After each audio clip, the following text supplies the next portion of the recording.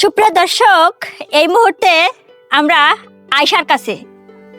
আয়শার আগের এক জায়গায় বিয়ে হয়েছিল, সে এখন বিয়ের জন্য পাত্র খুঁজছে। তো আমরা আয়শার কাছ থেকে জানতে চাইবো আয়শা কেমন পাত্র চাই এবং তার কোনো চাওয়া আছে কিনা। আয়শা, কেমন আছো তুমি? আসসালামু আলাইকুম। আমি আয়েশা, আলহামদুলিল্লাহ। তেমন একটা ভালো না, কিন্তু আপুদের সাথে এসে কথা বলে অনেক ভালো।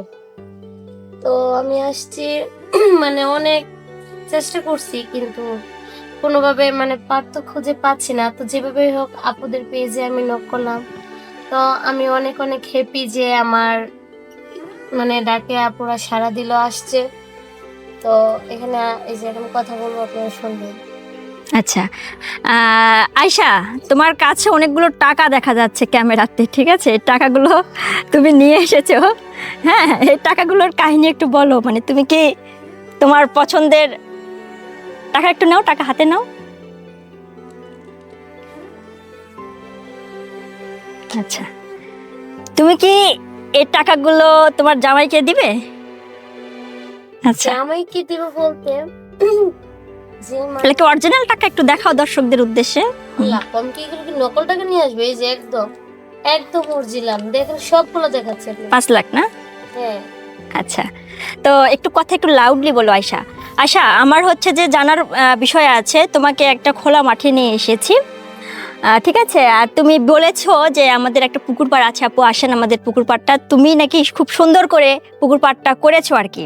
তো সেই পুকুর পাড়ে দর্শক আমরা কিন্তু সেই পুকুর পাড়ে আমরা অবস্থান করছি, আপনাদেরকে একটু দেখানোর চেষ্টা করব। দেখেন, খুব সুন্দর পুকুর পাড়।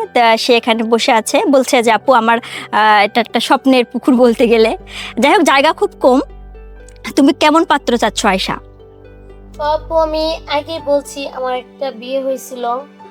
তো আমার এই স্বামীটা আমাকে তেমন কেয়ার করতো না, সে খারাপ ছিল। আমার বাবা ওকে অনেক টাকা পয়সা দিল, ও আমাকে এক ধরনের বলতে গেলে টাকা পয়সার জন্য বিয়ে করছিল।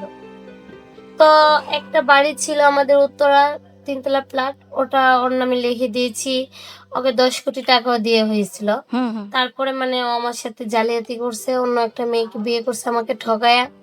এবার পর আমি চলে আসছে, আমাদের ডিভোর্স হয়ে গেছে। তো আমি এখন একটা বিয়ে করতেছি যে আমার বাবার যা সয় সম্পত্তি আছে সব তো আমারই, তার আর কারণে, কারণ আমি আমার বাবা মার একটাই মেয়ে। তো এটা তো মাত্র স্যাম্পল টাকা। সিম্পল? তোমার কাছে 5 লক্ষ টাকা আছে, এটা সিম্পল মনে হচ্ছে? এটা আমার হাতের ময়লা এক ধরনের বলতে পারে। তো যাই হোক, এত বেশি কিছু বলবো না। আমি চাই যে কেউ আমাকে ভালোবেসে বিয়ে করো, কারণ আমাকে যদি ভালোবাসতে পারে, আমাকে খুশি রাখতে পারে, এই যেগুলো যা দেখতেছেন, আর বাড়ি তো দেখাই না, টাকার তো মনে করেন চেক যদি দেখেন তাহলে তো মনে করেন কি আর বলবো, তাই না? সবকিছু দিয়ে দিব। আচ্ছা, শুধু বিনিময়ে আমাকে হাসি খুশি রাখতে হবে, ভালোবাসতে হবে, এরকম একটা ছেলে। আচ্ছা আয়শা, সেটা হচ্ছে যে আমাদের পেজে বেশিরভাগ প্রবাসীরা নক করে, সেক্ষেত্রে কি তুমি প্রবাসী ভাইদেরকে চয়েস করবা বিয়ের জন্য? প্রবাসী হইলে সমস্যা নাই, কিন্তু আমার কাছে একটু লাউডলি বলো, কারণ আমি তো অনেক দূরে আছি। আচ্ছা, যাই হোক আয়শা, তোমরা কয় ভাই বোন? আমি তো বললাম আপু, আমি আমার বাবা মার একটা মাত্র মেয়ে। আচ্ছা, তো তোমার যে আগে এক জায়গায় বিয়ে হয়েছিল, সেখানে কি তুমি ডিভোর্স দিয়েছো নাকি ডিভোর্স হয়ে গেছে? ও সে আমাকে ঠকায়া আমাকে রেখে অন্য একটা মেয়েকে বিয়ে করেছে। এই জন্য সেটা কি তুমি নিজে পছন্দ করে বিয়ে করেছিলে? না, সেটা আমাদের ফ্যামিলিগতই ছিল। আমার আব্বু আম্মু দিয়েছে, আমাদের পুরা যে এলাকাবাসী, পুরা এলাকাবাসী প্রত্যেকটা ফ্যামিলি মেম্বারকে দাওয়াত করে খাওয়ার পরে বিয়েটা হয়েছে। আচ্ছা, এখন সে আর নাই। যাই হোক, তোমার কপাল খারাপ। এখন ভালো একটা চাচ্ছ যেন জীবন সঙ্গী হিসেবে সারা জীবন তার সাথে থাকতে পারো। দর্শক, তার ভালো একটা মন মানসিকতা আপনারা দেখলেন, সেই মন মানসিকতা থেকেই কিন্তু এত একটাই যে আমাকে ভালোবাসতে হবে, আমাকে হাসি খুশি রাখতে হবে, আমার সুখে দুঃখে সে আমার সাথে থাকবে, আমার সাথে কখনো জালিয়াতি করতে পারবে না, আমাকে ঠকাইতে পারবে না।